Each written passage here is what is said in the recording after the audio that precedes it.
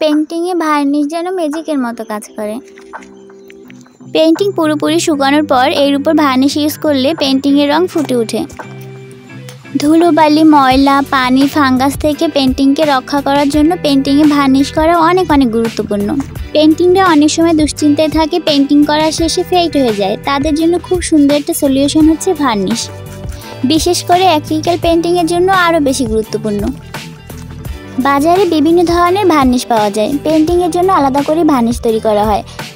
Oil painting, acrylic painting, pastel painting, বিভিন্ন ধরনের পেইন্টিংয়ের জন্য আলাদা আলাদা ভার্নিশ হয়ে থাকে।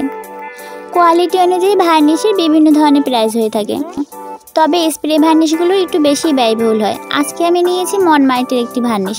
মনমার্টের জিনিসগুলো খুব ব্যয়বহুল হয়, তবে ব্যয়বহুল হলেও জিনিসগুলো অনেক বেশি ভালো হয়।